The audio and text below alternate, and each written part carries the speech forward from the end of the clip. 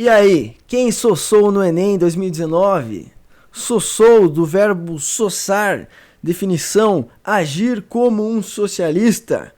Sim, eu sei que você, naquela conclusão, apelou para a ideia fácil de intervenção governamental, porque vai que você acerta a ideologia do corretor e ele fica, que ideia inteligente, o cara é socialista, eu sou socialista, vou dar nota 10 para ele. Eu acho que essa é a lógica que a gente tem do Enem, mas eu acho que você não deveria fazer isso. As pessoas deveriam sim cada vez mais colocar soluções reais, como por exemplo, diminuição de impostos, desburocratização, liberação do mercado e outras, vamos dizer, outras soluções que são muito mais reais e muito mais efetivas do que você sossar, que é o que todo mundo faz, não se diferencia. Então, se você escrever bem e não sossar, você pode ir bem.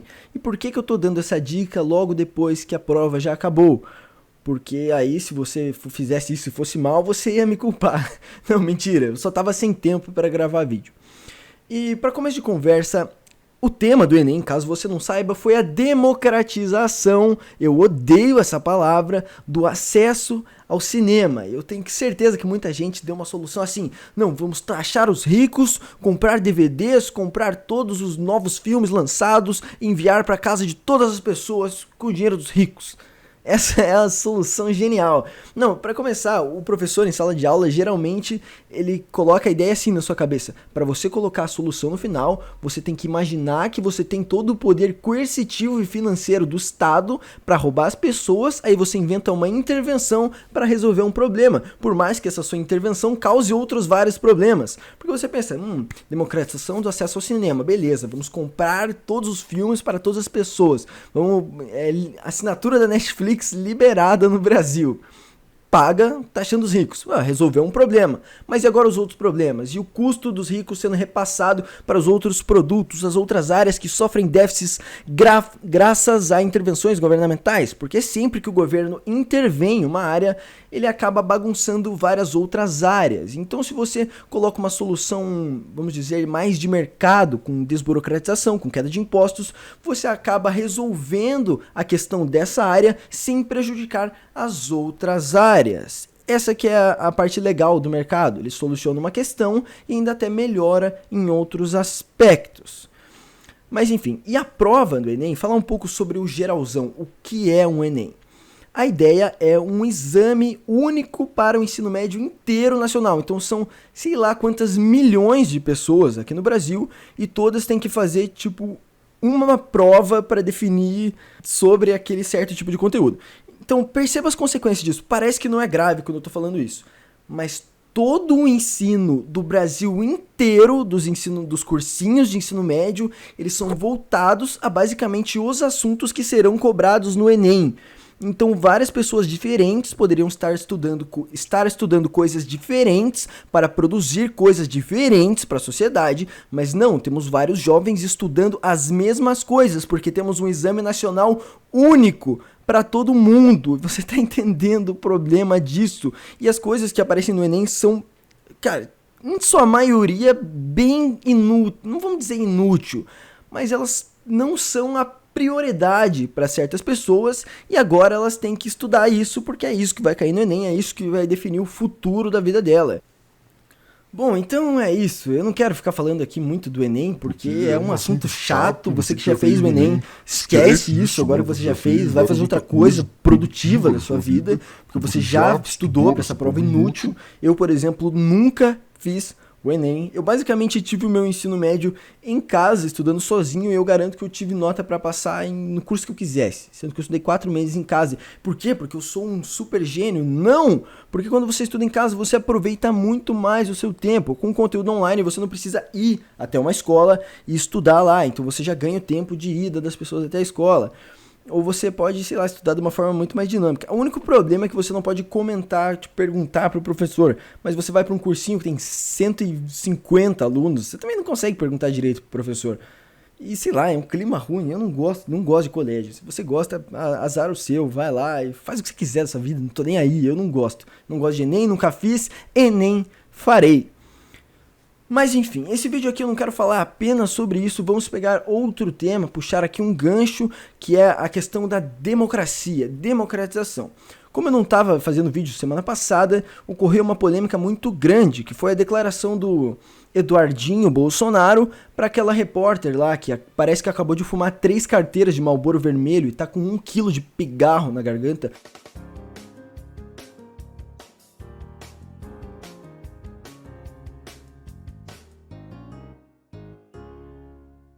Meu convidado de hoje é o deputado federal, líder do PSL na Câmara, Eduardo Bolsonaro. Aliás, um dia significa... Então, ela perguntou alguma coisa pro Eduardo Bolsonaro e ele falou bem assim: caso a esquerda comece a radicalizar, talvez nós tenhamos que começar um novo AI-5. Talvez essa seja a solução.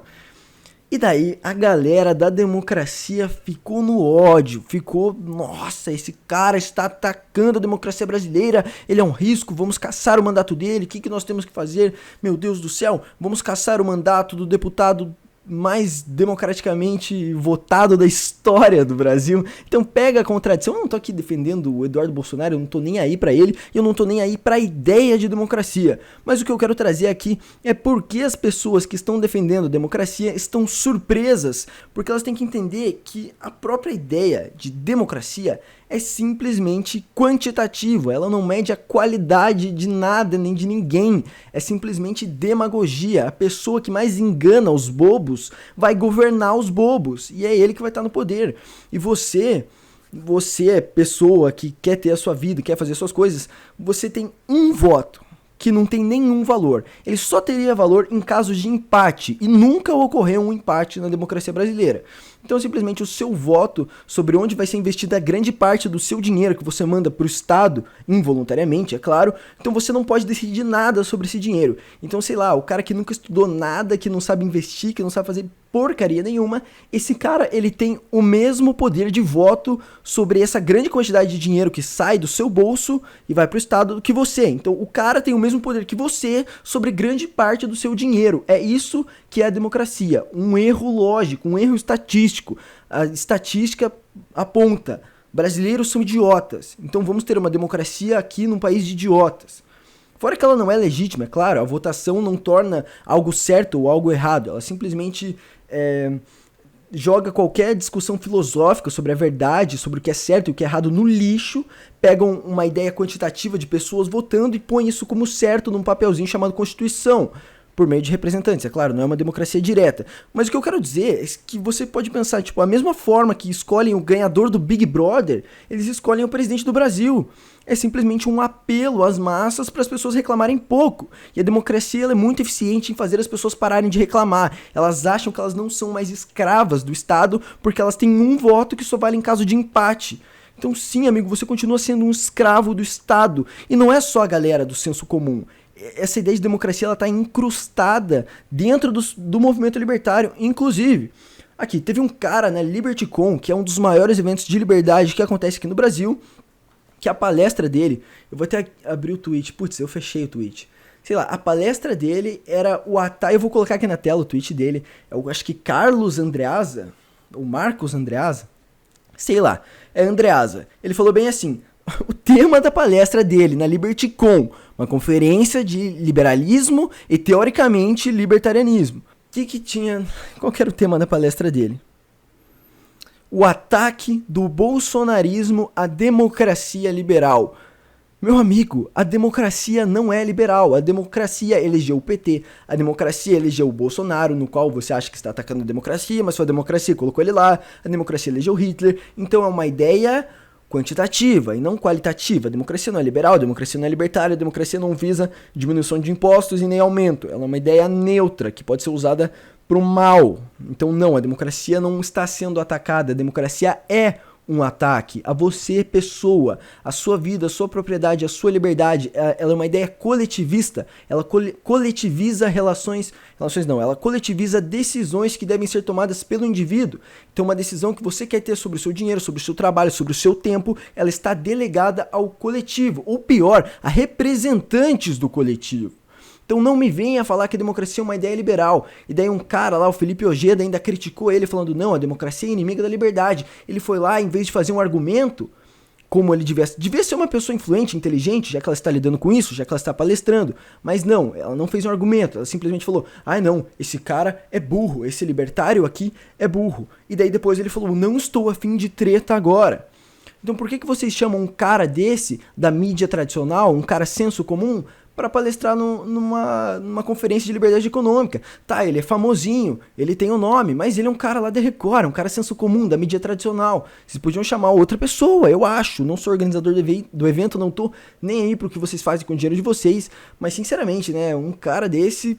Que vergonha chamar um cara que associa, tipo, ó a ideia de liberdade que ele associa. Vamos associar liberdade à democracia. Esquece liberdade à propriedade privada. Esquece liberdade a decisões individuais. Esquece a liberdade econômica. Ou sei lá, cara, tem tanto tema legal pra você dar uma palestra, você vai falar de ataque dos bolsonaros à democracia.